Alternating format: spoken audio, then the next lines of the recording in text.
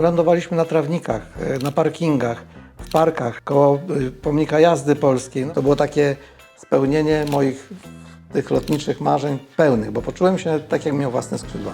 Powiedziałem, że to był wielki honor być Państwa kapitanem. No to nie ukrywam, że musiałem bardzo się starać, żeby mi głos nie drżał, bo byłem niezwykle wzruszony. Cześć, mam na imię Bogusia, a dzisiaj odwiedzimy osobę, której całe życie zawodowe było związane z lotnictwem. Porozmawiamy z kapitanem Wiesławem Jedynakiem. Pilot, instruktor, egzaminator, twórca procedur i standardów bezpieczeństwa. Człowiek, który przez 40 lat służby nieba łączył pasję z odpowiedzialnością.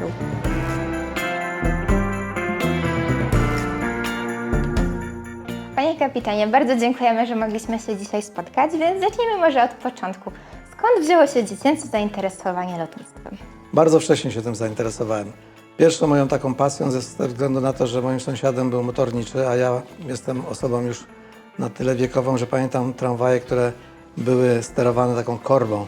Więc to było bardzo tajemnicze. Marzyłem o tym, żeby zostać motorniczym, ale po pierwszej wizycie w pierwszej klasie szkoły podstawowej na lotnisku Babice w Warszawie, jak zobaczyłem po raz pierwszy na żywo, nie w powietrzu, ale na ziemi, blisko stojąc, samolot odrzutowy, a potem obok potężny dwupłatowiec An-2, no to już wsiąkłem, mógłbym powiedzieć tak, dogłębnie. I jak to się stało, że właśnie od tego myślenia o tym lotnictwie zaczęło się to realizować? Dużo czasu spędzałem w bibliotece. Nie byłem w takiej sytuacji, że móc książki kupować w dużych ilościach. Pochodzę z wielodzietnej rodziny, nie przelewało się zbyt mocno, więc tam spędzałem masę czasu. Nawet dostawałem nagrody za czytelnictwo i czytałem wszystko, co było na temat lotnictwa dostępne. Kiedy skończyłem odpowiedni wiek, pojawiłem się w Aeroklubie Warszawskim i tu niestety się nie udało za pierwszym razem. I dopiero później, nieco już będąc w wojsku, zostałem podchorążym Dęblińskiej Szkoły Orląt. Przeszedłem podstawowe szkolenie, ale bardzo szybko zorientowałem się, że to nie jest dla mnie otoczenie i zrezygnowałem. I dalszą już część kontynuowałem w cywilu tak zwanym, czyli mogę powiedzieć, że jestem wychowankiem Aeroklubu Warszawskiego. A jak wyglądała Pana ścieżka przed tym, jak trafił Pan do lotu? Lot zawsze był przedmiotem moich marzeń. Odkąd tylko przeczytałem pierwszy raz książkę autorstwa Janusza Meissnera Niebieskie drogi, później z tego był film Sprawa pilota Maresza, marzyłem o tym, żeby być pilotem lotu, ale to było takie marzenie bardzo, wydawało mi się, nieosiągalne. Jak zacząłem się szkolić w Aeroklubie Warszawskim i osiągnąłem poziom, który umożliwił mi zostanie instruktorem i wtedy zacząłem uczyć innych latać.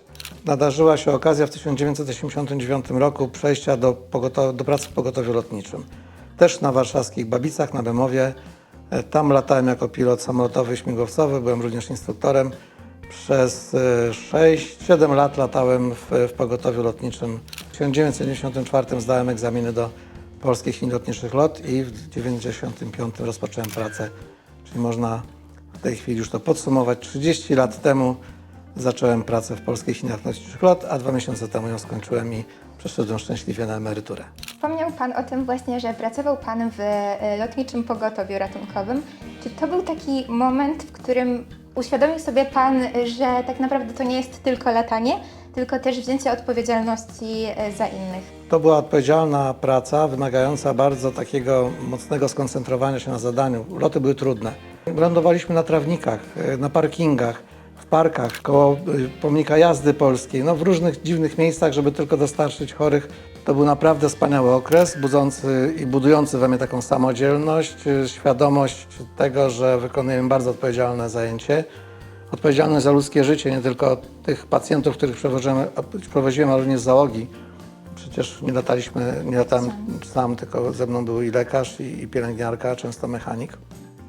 Więc to wszystko powodowało, że trzeba było do tego podejść naprawdę bardzo. Ja tam się nauczyłem takiego rzemiosła. Spędził Pan w locie 30 lat, ale nie tylko jako kapitan. Pracował Pan również w dziale bezpieczeństwa. Czy Pana wcześniejsze doświadczenia właśnie z tego pogotowia lotniczego pomogły w pracy właśnie w dziale bezpieczeństwa? Jak to wpłynęło na to? Zawsze interesowały mnie przyczyny wypadków lotniczych. Nie same wypadki, tylko przyczyny, bo wypadkami to się interesują ci, którzy szukają sensacji. Natomiast ja szukałem takiej nauki dla siebie i dla innych, dla moich uczniów również. Kolega, który był kierownikiem floty ATR-72, nieżyjący już Grzegorz Moskalenko, Grześ mi zaproponował pracę jako inspektorowi w dziale bezpieczeństwa zajmującego się flotą ATR-72. I tak poznałem dział bezpieczeństwa i zacząłem współpracować z kolegami z tego działu. Współpraca była na tyle sympatyczna i miła i konstruktywna, że zaproponowano mi kierowanie tym działem. No, blisko 7 lat byłem dyrektorem tego biura, bo to się przekształciło w Biuro Jakości Bezpieczeństwa Lotniczego. Pracowałem z bardzo kompetentnymi i wspaniałymi fachowcami. Budowaliśmy nowe standardy bezpieczeństwa, formalizowaliśmy procedury, tworzyliśmy nowe procedury. No i jestem zadowolony z tego, że mam taki drobny udział w tym, że lot jest na takim poziomie bezpieczeństwa, na jakim jest w tej chwili. Czyli to jest bardzo, bardzo bezpieczna linia. A czy możemy usłyszeć jakiś przykład takiej zmiany, która została zaimplementowana w locie? Byliśmy jedną z pierwszych linii w świecie, która przystąpiła do standardu proponowanego przez IATA, przez Zrzeszenie Przewoźników Lotniczych. Również byliśmy w czołówce linii, które stosowały kryteria ustabilizowanego podejścia do lądowania. Konsekwentną pracą żeśmy doprowadzili do sytuacji, że nasze współczynniki lokują nas bardzo wysoko w tym konkretnym przypadku. Inicjatywą naszego działu było również to, żeby przejść na dokumentację elektroniczną z papierowych dokumentów. A zahaczając jeszcze o tę drogę lotniczą i tą drogę kapitana, jak to jest latać najlżejszym i najcięższym statkiem powietrznym zarejestrowanym w Polsce? Ja latam poza dużymi samolotami, poza samolotami w lotnictwie ogólnym, na samolocie, który sam zbudowałem, bardzo lekkim, prostym samolociku. To jestem pilotem, który lata jednocześnie najcięższym, bo rzeczywiście Dreamliner był i jest najcięższym w Polsce zarejestrowanym samolotem, 250 ton. A mój samolot, który zbudowałem, Mini Fox, pusty waży 120 kg, a ze mną i z paliwem maksymalnie może ważyć 230 kg. Jak chce się latać dobrze, czyli latać efektywnie, bezpiecznie, nie wolno lekceważyć żadnego, nawet najprostszego lotu i najprostszego samolotu, bo fizyka jest jednakowa i grawitacja działa tak samo na samolot, który waży 230 kg i samolot, który waży 250 ton. Trochę metafizyka, bo dużo w tym czaru jest. Ziemia z góry wygląda pięknie. Nawet najbardziej okropne zakątki widziane z pewnej perspektywy nabierają pewnego uroku. A mój samolocik jest samolotem z odkrytą kabiną. Prędkość, jaka cechuje ten samolot, to jest 90 km na godzinę. Z taką prędkością latam, więc dosyć powoli. Tak jakbym skuterem jeździł po mieście. I wisiałem sobie tym samolocikiem 2,5 km nad ziemią, siedząc na takim małym zydelku, zapięty pasem, bez spadochronu, w otwartej kabinie.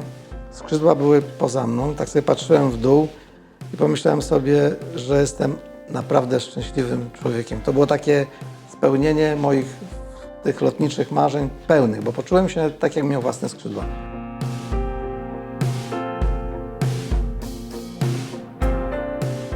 Przez większość swojej kariery był i jest nadal Pan instruktorem.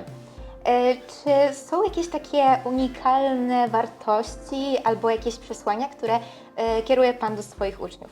Takie przesłanie, które kieruję do nich, to jest to, żeby nigdy nie przeceniali własnych umiejętności, żeby zachowali taką skromność lotniczą, żeby nie lekceważyli nawet najprostszych rejsów, lotów, najprostszych samolotów. Każda sytuacja z bardzo prostej może się przerodzić w niezwykle skomplikowaną. Tylko od nas będzie zależało, jaki finał znajdzie. A gdy do tego będziemy podchodzili poważnie, czyli dbali o własną formę teoretyczną, uczyli się, doskonali się w tę stronę. Dbali o dobrą formę praktyczną, czyli żebyśmy znajdowali w sobie ochotę do trenowania pewnych umiejętności, analizowania tego, co się dzieje, to wtedy na końcu będziemy dobrzy.